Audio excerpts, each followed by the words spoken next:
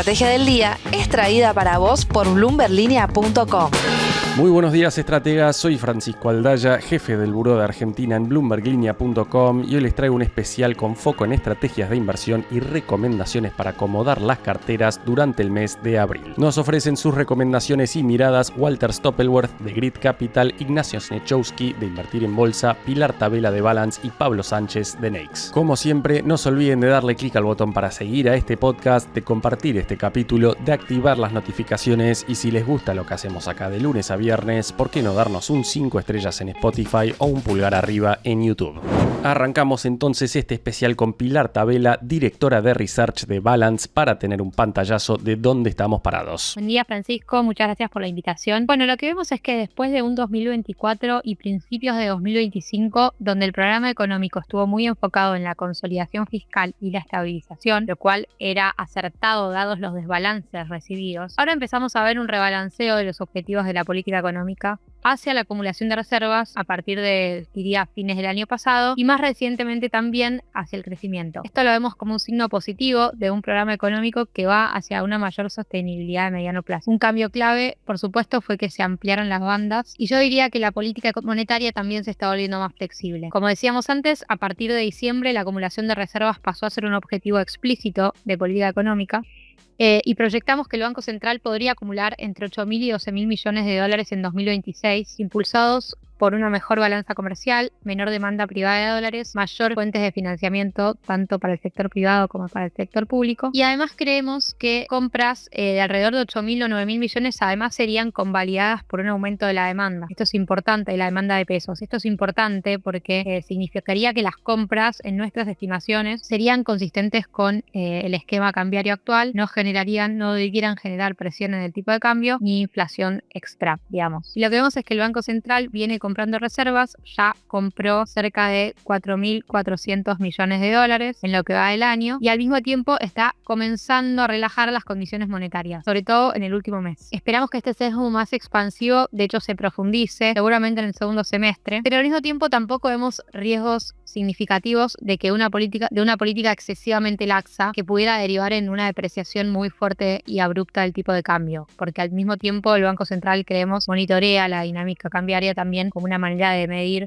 la expansividad o no de la política monetaria. Si tuviéramos que mencionar riesgos, obviamente las condiciones externas, si las condiciones financieras globales se mantuvieran restrictivas por mucho tiempo o si hubiera un dólar más fuerte por un tiempo sostenido, bueno, eso habría que ver cómo se acomoda dentro del esquema actual de cambiario y monetario, ¿no? Respecto del crecimiento, nosotros mantenemos una proyección de alrededor de 2,7 para este año, algo por debajo del consenso, pero acá hay tres cosas importantes para destacar. Primero, aunque es un crecimiento más moderado que el del año pasado, implicaría que Argentina registre 2 años consecutivos de crecimiento por primera vez desde 2011 si excluimos el rebote de la pospandemia. Segundo, esperamos que desde el lado de la demanda el crecimiento esté liderado por exportaciones e inversión. Esto significa que sería un crecimiento más sostenible en el mediano plazo. Y tercero, un crecimiento relativamente moderado también reduce las presiones sobre la cuenta corriente, lo que favorece la acumulación de reservas y esto obviamente es algo clave de cara a un año electoral al reducir las vulnerabilidades externos, ¿no? En términos de inflación, creemos que los shocks del primer trimestre van a generar cierta rigidez a la baja en 2026 en el número anual.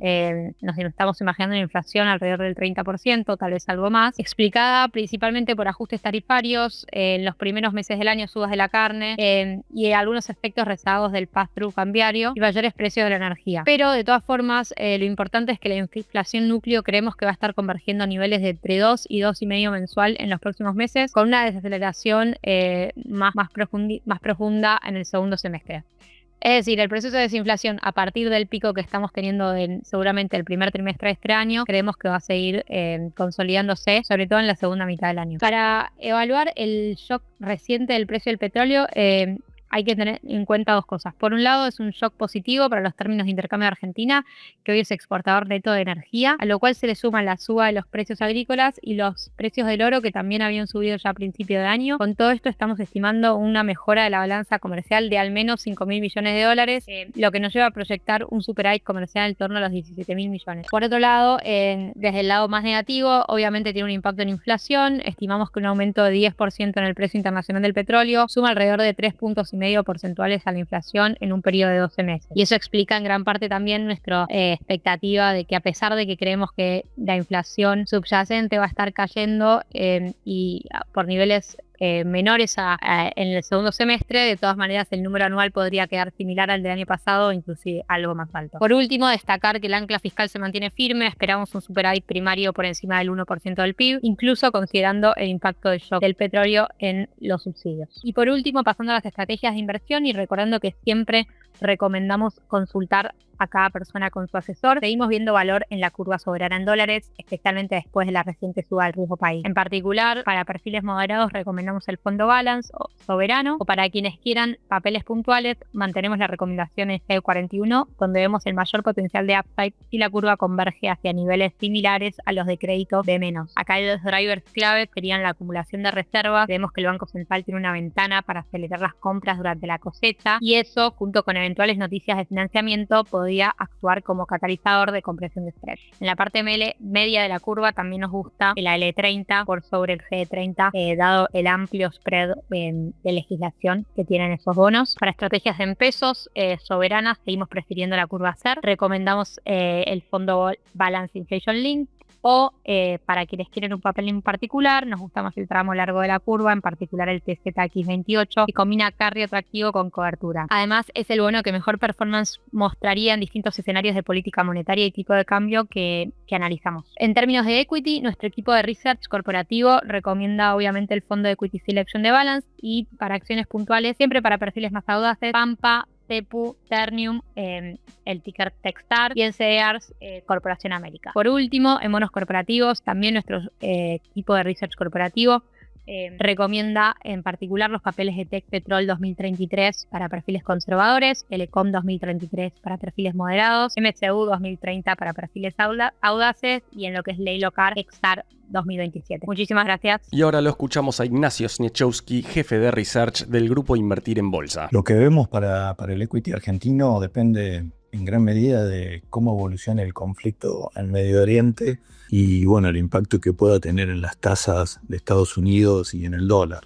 Un escenario de tasas elevadas con un dólar index fuerte claramente no es beneficioso para mercados emergentes, incluido la Argentina. Y después tiene factores locales que influyen también, ¿no? Este periodo de tasa real negativa que estamos transitando, que bueno, está un poco opacado por el efecto risk-off en el equity global, pero esto debería tener un impacto claramente positivo en las acciones argentinas. Por el momento, nuestra cartera recomendada de acciones argentinas sigue sobreponderando oil and gas irreguladas. Claramente es imposible estimar cuándo va a terminar el conflicto del Medio Oriente, pero también hay que tener en cuenta que ya transcurrieron 5 semanas y esto nos lleva a pensar que es muy probable que el precio del Brent se mantenga por encima de los $70 por barril durante el año. Entonces, en ese escenario, el sector sigue teniendo atractivo, aunque nos llama también a comenzar a tomar algo de ganancia, sobre todo en acciones como Vista e YPF, que han tenido un rally impresionante, conservando por ahí las participaciones en Pampa y TGS, que están más enfocadas por ahí a servicios más regulados o defensivos o gas, y que han tenido menos exposición al crudo.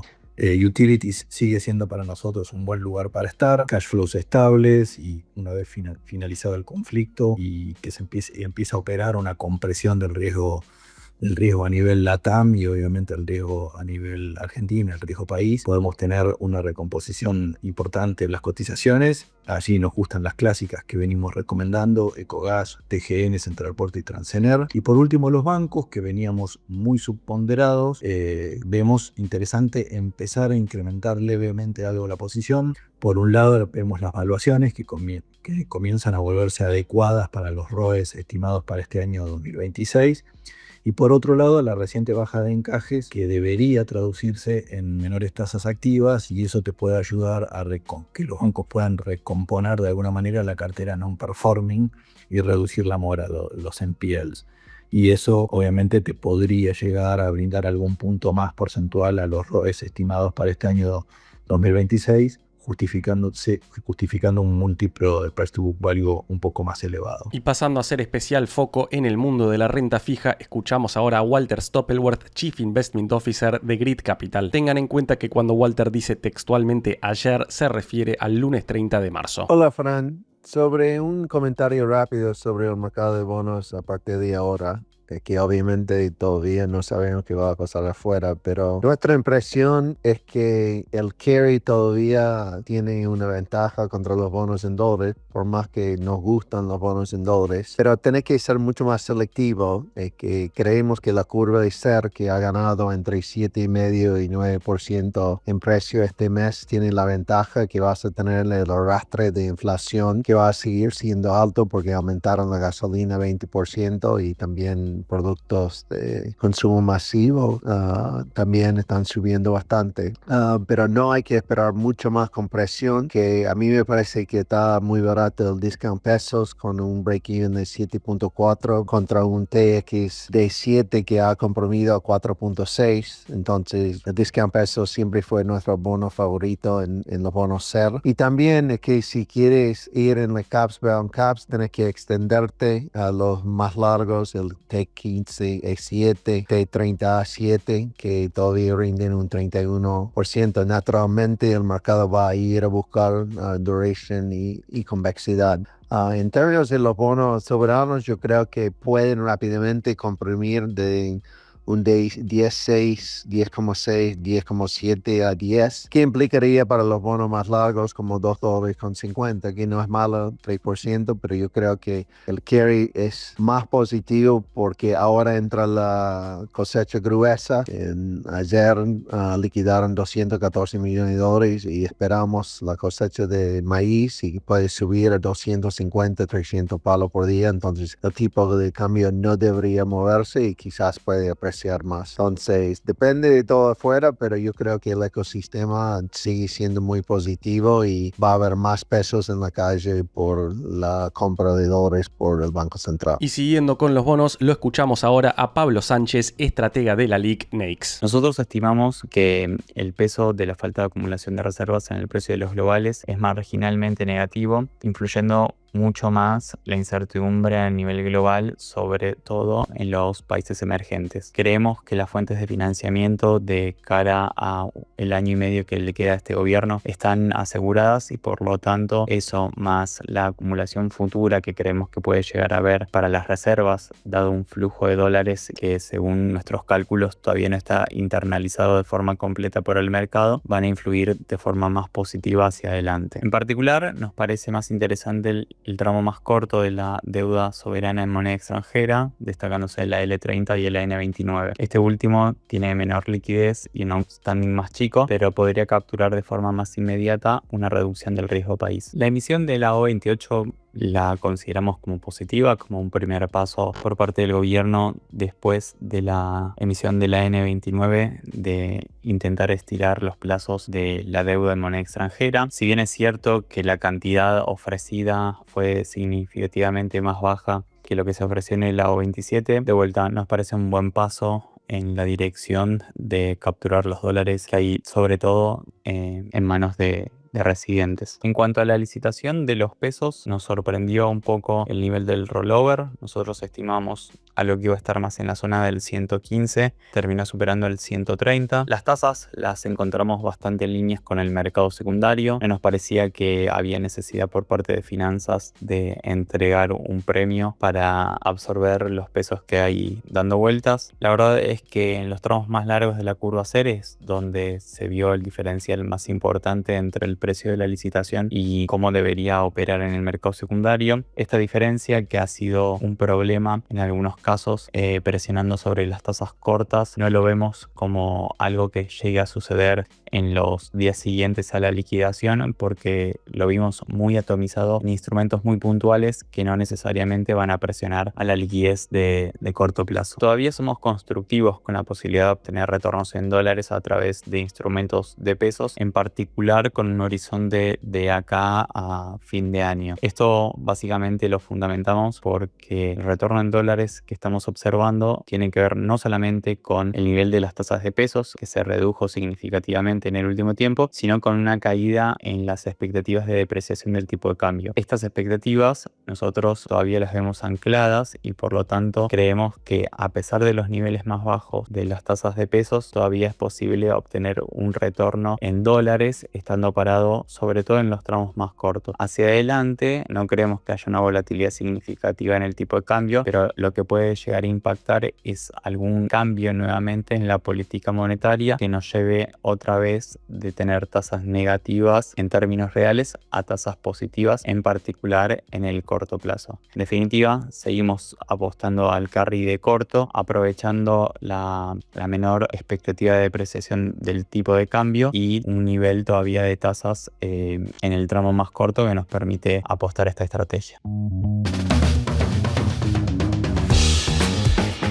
Esto fue un nuevo capítulo de la Estrategia del Día Argentina. Yo soy Francisco Aldaya, jefe del Buró de Argentina de Bloomberg Línea, y me podés seguir en X en @franaldaya. No se olviden de darle clic al botón para seguir a este podcast y a la campanita para que se enteren al instante cada vez que sale un capítulo de lunes a viernes. Espero que tengas una gran jornada productiva. Esto fue La Estrategia del Día Argentina, escrito y narrado por Francisco Aldaya. Producido por Arturo Luna y Daniela Hernández. Que tengas un día muy productivo.